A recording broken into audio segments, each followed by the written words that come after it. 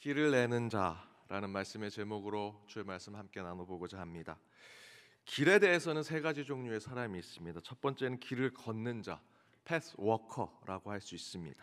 그저 주어진 길을 걷는 것이죠. 그냥 길이 나여 있으면 그 길을 걷는 자들을 이야기합니다.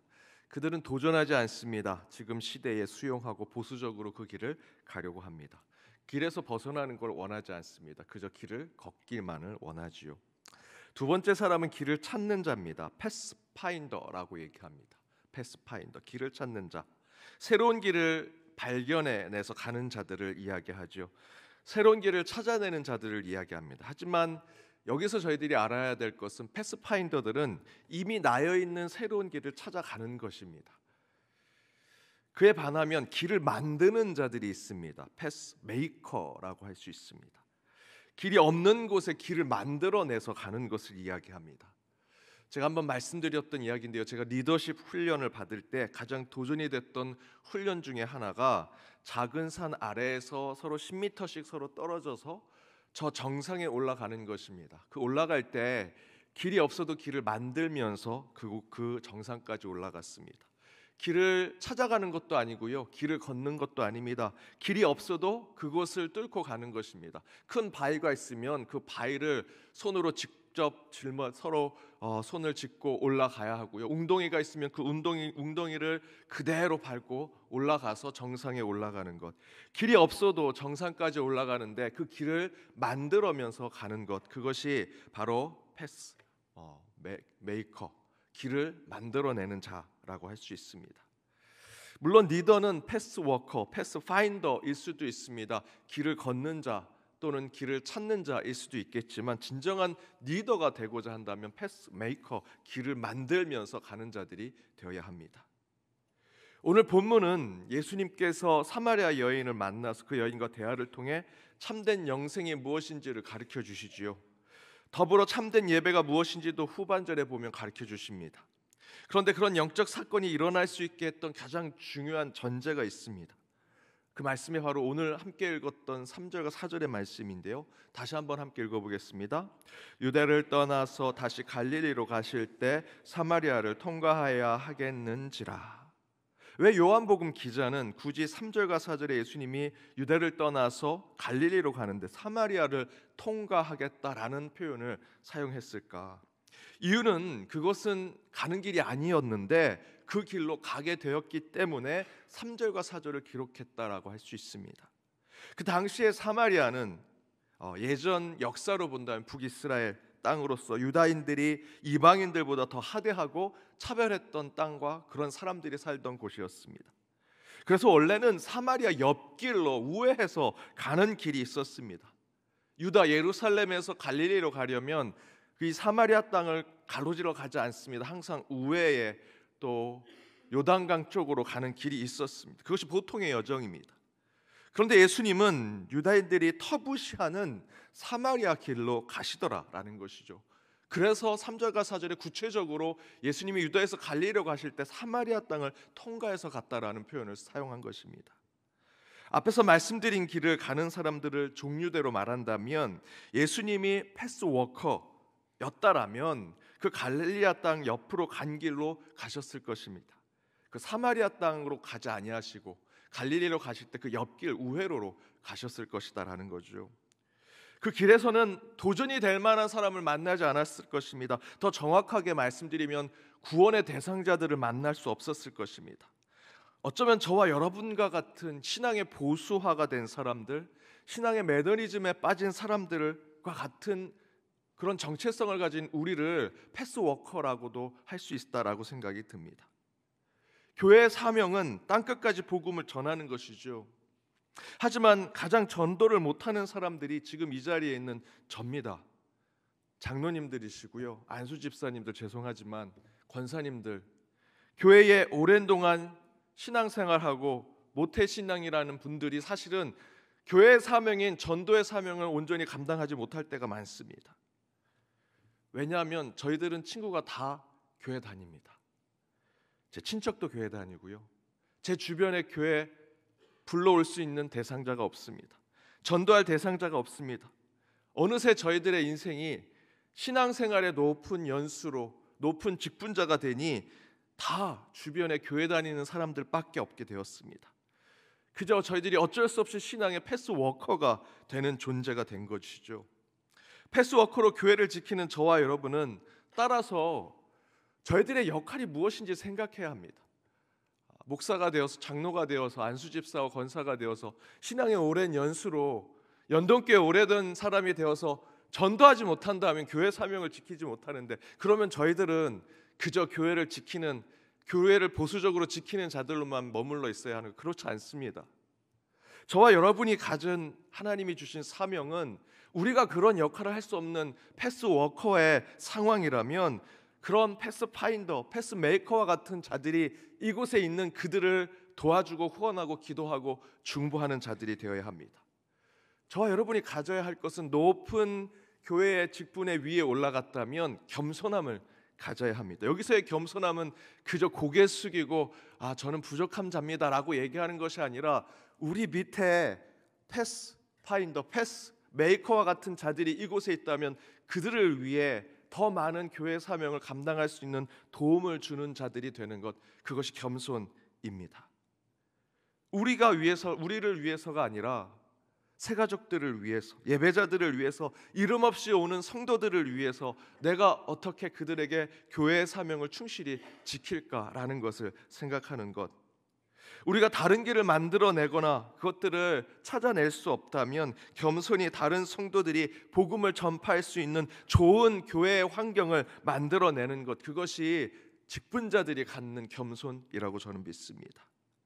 목사인 저를 비롯해 앞에서 말씀드렸던 장로님, 권사님, 집사님들, 교회를 위해서 뭘 하려고 하지 마십시오. 교회 안에서 패스파인더, 패스메이커가 될 수 있는 새가족들, 다른 성도들, 주일학교의 자녀들, 청년들을 돕고자 여러분들이 미랄이 되십시오. 뭐 하려고 하지 마십시오. 그들이 더 잘 전도할 수 있도록, 그들이 교회 사명을 감당할 수 있도록 그들 미달이 되십시오. 그것이 패스워커가 진정으로 보여줄 모습이라 저는 믿습니다. 겸손 다른 거 아닙니다.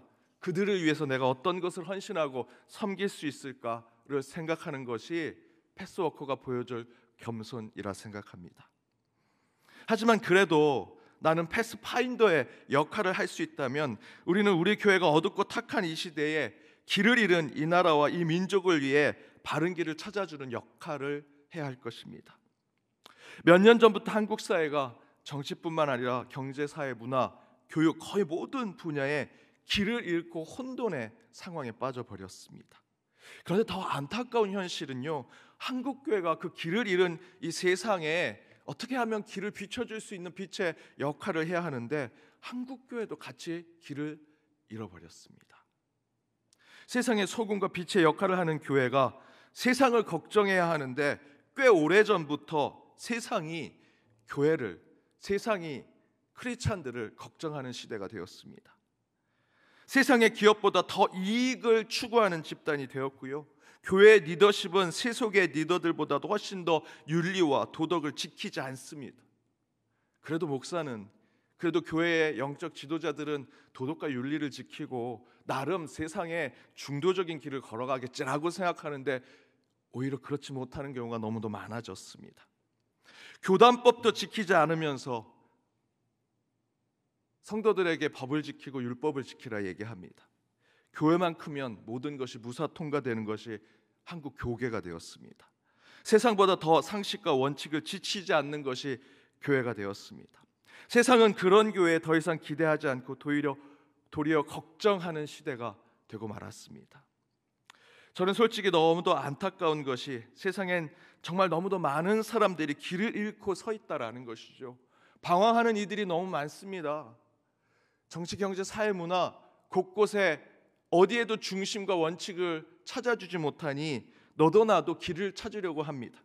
그때 교회가, 저와 여러분 같은 크리스찬들이 영적인 패스파인더가 되면 그들을 많이 교회로 불러올 수 있는데 교회마저도 길을 잃고 있습니다. 너무 속상하죠. 그렇다면 우리는 어떻게 패스파인더와 같은 역할을 회복할 수 있을까? 오늘 본문이 그 답을 가지고 있습니다. 사람들이 가지 않는 길을 가는 것입니다. 교회가, 저와 여러분 같은 크리스찬들이 사람들이 가지 않는 그 길을 가려고 할 때 우리는 패스파인더의 영적인 역할을 회복할 수 있다라고 생각이 듭니다. 당시 유대인들은 모두 사마리아 길을 통과하지 않았습니다. 왜냐하면 부정하다라고 생각했기 때문입니다. 하지만 예수님은 그 길을 가셨습니다. 모두가 가지 않는 그 길을 찾아 나선 것이죠. 그곳이 터부시되고 부정적으로 보고 편견과 선입견을 보는 그런 길이었습니다. 그러나 도리어 예수님은 그 길을 전공법으로 걸어가십니다. 그리고 그곳에서 사마리아 여인을 만났습니다. 그 여인과 상종해서는 안 됩니다. 오늘 본문에 있는 말씀대로 그 사마리아 여인과는 대화도 해서도 안 됩니다.